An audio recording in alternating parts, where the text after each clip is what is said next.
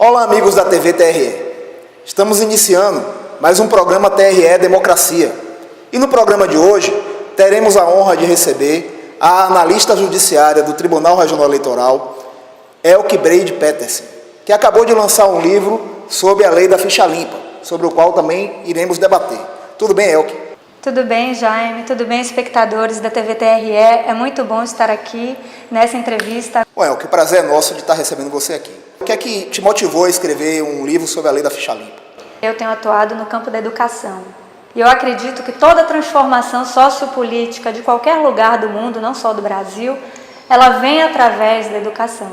E aí, então, eu conheci o professor Djalma Pinto, muito amigo meu, jurista cearense, renomado em todo o Brasil, e nós sentimos uma afinidade de ideais para promover o que a gente chama de revolução de mentalidade no Brasil. O que seria essa revolução de mentalidade? Pois é, seria justamente trabalhar a educação de crianças desde o ensino fundamental para que no futuro elas possam se tornar governantes, mandatários, éticos. E a educação, ela não se limita só à mera passagem de instrução, e sim a absorção de valores tão carentes hoje na nossa sociedade, valores éticos, de você pensar no próximo, pensar na coletividade, enfim. É o que eu sempre digo, o cidadão é um ser, antes de tudo, solidário. Ele não pode pensar só nele. Me diga uma coisa, Elke. No que é que você acha que a lei da ficha limpa efetivamente contribui para essa revolução de mentes? Como é que você vê a importância da lei para uma mudança de cultura política no Brasil? Nessa pergunta, ela se liga justamente à pergunta anterior. O que é que me motivou a escrever um livro sobre a lei da ficha limpa? A lei da ficha limpa eu vejo como um instrumento inovador dessa revolução de mentalidade. É um instrumento, uma lei de iniciativa popular, genuinamente popular, em que houve uma mobilização de toda a sociedade brasileira através do movimento de combate à corrupção eleitoral. Diante do quê? Diante do quadro da realidade de corrupção que o brasileiro não aguenta mais. A gente viu a prova disso nas manifestações de junho de 2013. Todo mundo indo às ruas, as manifestações que parecem estarem voltando com a proximidade da Copa do Mundo. Então a lei da ficha limpa, ela veio ser a grande auxiliar dos eleitores nas urnas, porque ela é um filtro preliminar, né, para tirar do jogo político aqueles candidatos que não ostentam qualquer qualificação ética para estar pleiteando o mandato eletivo. Infelizmente, a gente sabe que o povo, propositadamente, muitas vezes, ele não é educado para a política. Eu, quando palestro para crianças e adolescentes, vejo com muita dor muitos falarem: a gente não quer saber de política. Política é coisa ruim. Não é. Com certeza, o ser humano, né, é um animal político. O pior analfabeto é o analfabeto político, né? Exatamente, Bertold Brecht. A política, ela está em nossa vida desde quando a gente nasce, nas relações familiares, né? Porque o que é a política? São as relações de poder. O pai e a mãe é o primeiro contato que você tem com a relação de poder, com o limite. E a lei da ficha limpa, ela é polêmica por quê? Porque veio mudar um status quo. É justamente isso. Eu gostaria de fazer uma provocação. A lei da ficha limpa, com toda a sua intenção ética, também foi cercada de muita polêmica do ponto de vista jurídico, né? Por exemplo, a questão da presunção da inocência.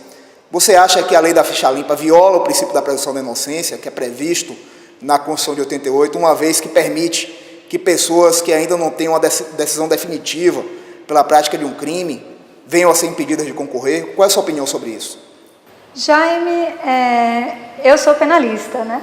Então, eu sou a maior defensora do princípio da presunção da inocência, mas lá no campo do direito penal. No campo do direito eleitoral, no campo do sistema político, o princípio da presunção da inocência, como ele está sendo usado, ele é nefasto para toda a sociedade brasileira. Ele não pode migrar para esse campo do direito eleitoral, porque ele é um princípio próprio do direito penal. Ali nós estamos lidando com uma liberdade individual. Todo mundo é inocente, né? Até que adivinha uma sentença penal condenatória transitada em julgado. É isso que a Constituição Federal diz. Mas até mesmo no campo do direito penal, nós temos a exceção a essa regra. Por exemplo, as prisões cautelares. Você pode ser recolhido à prisão por uma por uma decretação de prisão temporária, decretação de prisão provisória, sem ter o quê? A sentença penal condenatória transitada em julgado. Então, no direito eleitoral, o que a gente vem salvaguardar, o que a gente vem proteger é a moralidade pública, a própria coletividade como um todo. A gente não pode permitir que verdadeiros delinquentes que metem a mão no dinheiro público, fazem do mandato um instrumento para proveito próprio, sem calcular, como dizia Freud, a magnitude do dano que ele causa a toda a coletividade, que ele acesse esses cargos de poder. Ou até calculando, né, mas não se importando com isso. Exatamente. Né? Ele não pode acessar esse espaço do poder, porque ele efetivamente não sabe por que esse poder existe, para que esse poder existe. Esse poder existe para beneficiar o povo. E a questão da retroatividade da lei, que foi outra grande polêmica, né? Afinal de contas, a lei da ficha limpa poderia abarcar situações pretéritas à sua publicação, e a questão da segurança jurídica diante disso. Essa é uma discussão também muito travada e polêmica no Supremo Tribunal Federal, não é verdade? É aí que alguns amigos, né, advogados e mesmo entendimento de tribunais vêm, digamos, atacar a lei. Mas é aquilo que eu falei, é uma lei polêmica? Por quê? Porque ela vem mudar o status quo. Eu não vejo inconstitucionalidade nenhuma nisso.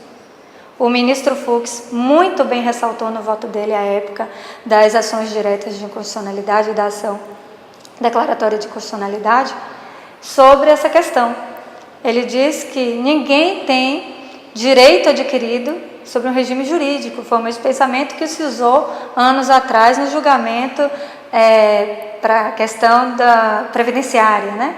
Do regime previdenciário, se você tinha direito ou não ao regime anterior, por ter ingressado no serviço público, por exemplo, anteriormente à lei. Não é o mesmo raciocínio. Além do mais, é uma lei boa, é uma lei que visa o quê? Combater a corrupção. Então vamos ver qual é a finalidade da lei. Por que é que a gente vai proteger verdadeiros delinquentes? Ou pessoas incapazes de gerir a coisa pública? Você tem que se preparar para assumir um cargo público. A gente não está brincando. Infelizmente, o que a gente vê hoje é o quê? O cargo público, o mandato, como profissão. Existe hoje o chamado profissão político. É verdade. Político não é profissão. Eu sou advogada, você é advogado. Até porque todos nós somos políticos, né? Todos nós temos que dar essa contribuição à sociedade. Exatamente. Então não existe isso.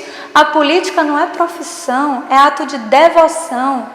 Primeiramente você tem que ter isso dentro de você. Você tem que ser aquele cidadão que tem o sentido máximo da solidariedade dentro de si.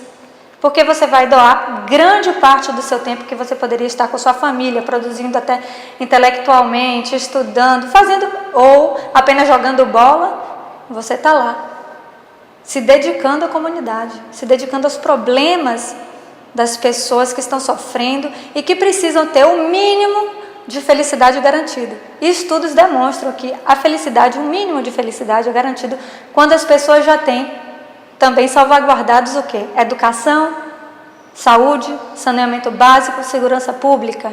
Isso seria um mínimo para a garantia de felicidade. Bom, Elke, gostaria muito de parabenizar você então, pelo seu trabalho, não apenas pelo livro, e dizer que esse espaço está sempre aberto para você e para todos aqueles que queiram discutir uma sociedade melhor, uma sociedade democrática, porque essa é a função da Justiça Eleitoral. A Justiça Eleitoral não existe apenas para realizar as eleições, existe também para preparar o cidadão para o exercício da democracia. Muito obrigado e até a próxima. Muito obrigada também a você, Jaime, aos espectadores, por terem aberto esse espaço, que eu fico muito feliz em poder contribuir com a minha sociedade brasileira.